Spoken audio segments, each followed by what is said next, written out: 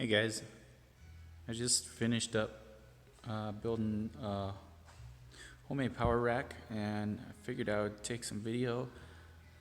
I know there's a few others on YouTube, but I figured I'd share it, and if it benefits somebody, then great. So I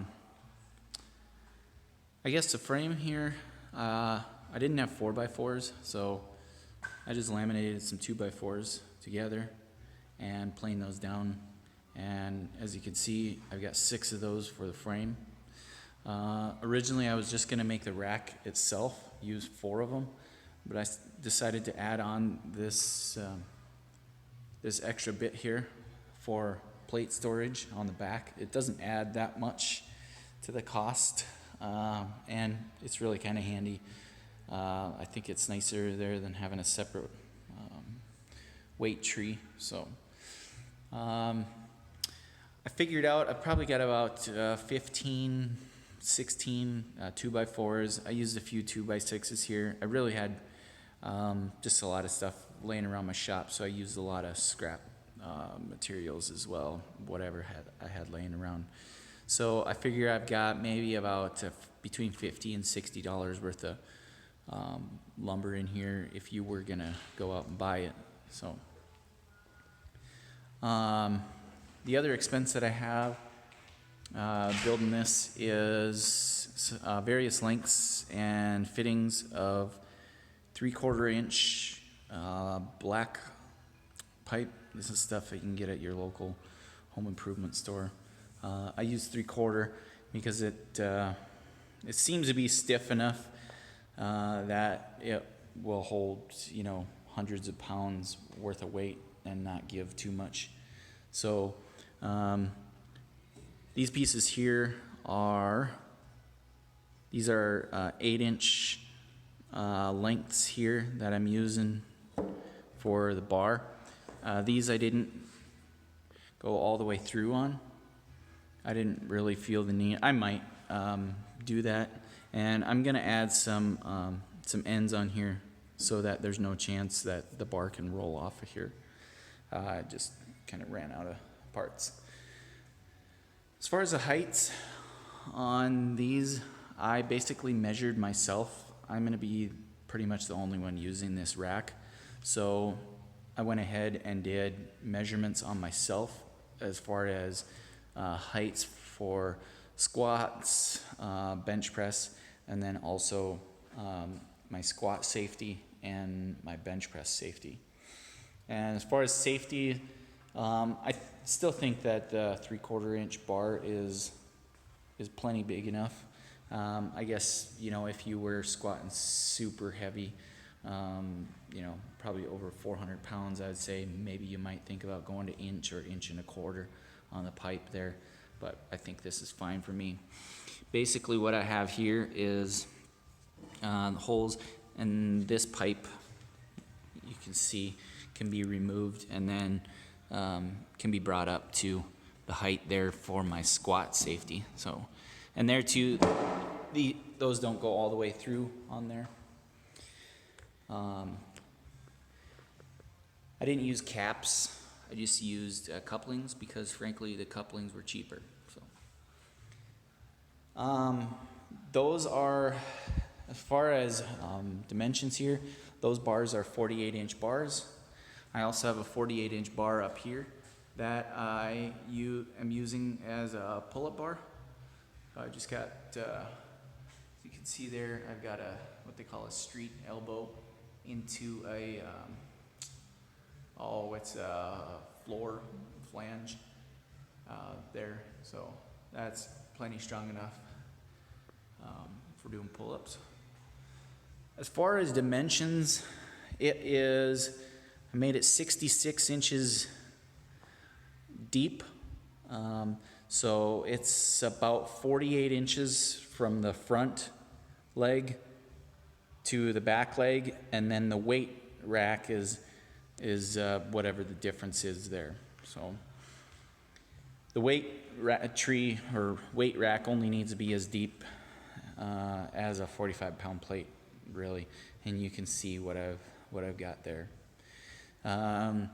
These here for plates, you can use whatever length you want. These are 12-inch. And there too, what I kind of did, you can see the angle. I have them angled up a little bit. I used an 1.1 Forstner bit.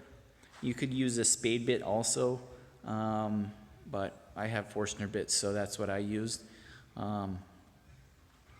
And I just angled it down a little bit when I was making all my holes. That way, nothing's really gonna slide off the end of it. So some of them got a little bit more straight, but they're all angled at least a little bit toward the back. This isn't a perfect project. It is made out of wood, and I did the best that I could, but it's not perfect. If you're looking for something perfect, then you can spend the $1,000 on a Rogue rack and just be done with it. But like I said, I probably got $75 into materials, into the black pipe, and probably 50 or 60 into wood. You know, fasteners are another $10 maybe. As far as fasteners, I did use really good Spax power lags on all the connections here, so you can't see it, but just trust me when I say this is just as stiff as any steel rack that I've ever seen. I did add a little bit of plywood up here in the middle. This is just 1/2-inch plywood screwed to the middle there. It's not space that I needed, and it's not in the way of anything. And I also did a little bit up front here, and that's basically just to add some racking strength to the rack, so that there's very little side-to-side movement on it. And I'll probably scribble some inspirational lifting quotes up there someday. Let's see what else I got here. The rack itself is about 94 inches tall, so it's almost 8 feet. You know, you could add more. You can add as little or as many spots as you want. So if you want 1-inch spacing, you're more than welcome to do that. Each hole takes a couple minutes to drill, so frankly I just didn't feel like drilling any more holes now. I can always add more later as I need to, but for now this is what I think is going to work for me, and if I have to modify it, I will do that later. So excuse me. I did add some bar storage here.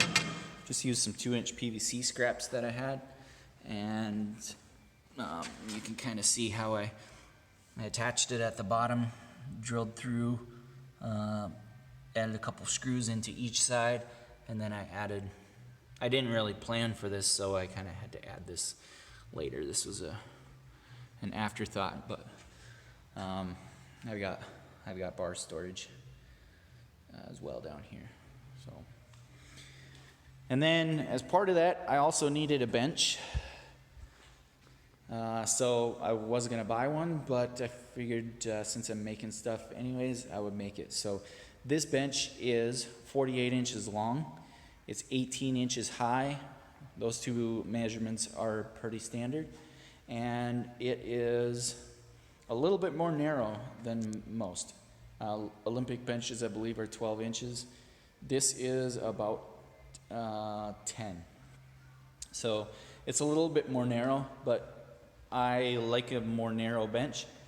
I made it. As you can see, I've got stabilizing legs. Those are 16 inches wide at the bottom, and you can see I just angled a 30-degree cut on there. Looks a little bit nicer. Here too, these are just laminated, glued up 2x4s.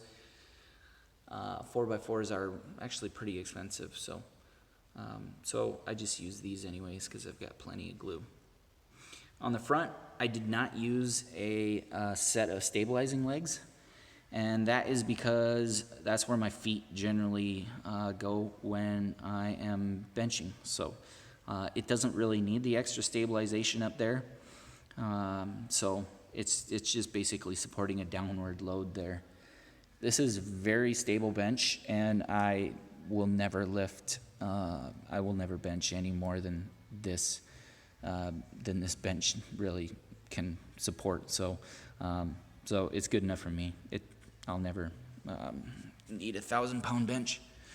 As far as the top, what I did is I had some old carpet pad remnants, so I put one thickness of good quality carpet pad on there. I used some glue, some contact glue, and I glued that on there. And then I was looking for some fabric. I asked my wife what she had laying around. She said that she didn't really have anything appropriate, so I saw a pile of beach towels, and I asked her if I could have one. So this is a doubled up beach towel, and it worked perfectly. And I'll show you on the bottom how I did that.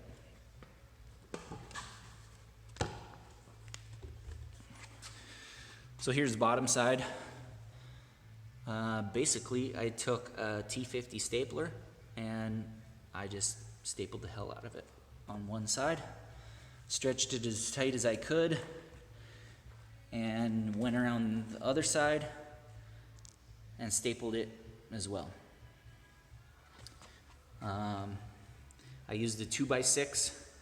I screwed the upright legs into from the bottom side of the 2x6 up into there, and then I fastened the 2x6 to the bench itself.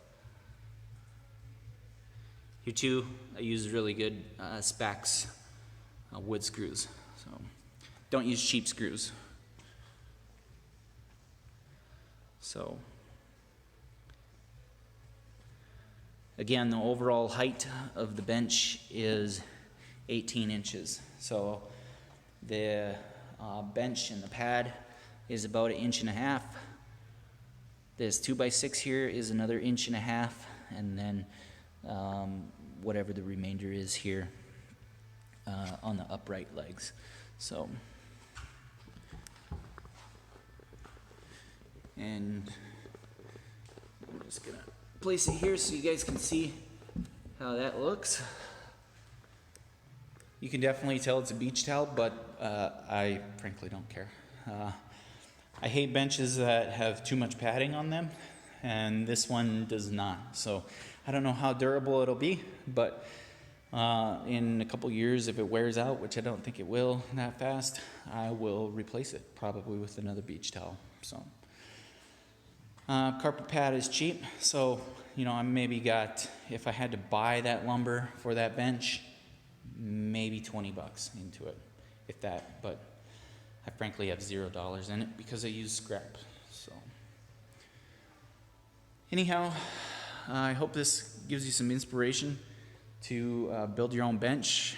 Like I said, if you had to buy all the materials here, you would maybe have $150 worth of materials. And I've got maybe about, not counting gluing up the posts, maybe about 8 to 10 hours into this project. So if you have any questions, leave them in the comments. Thank you.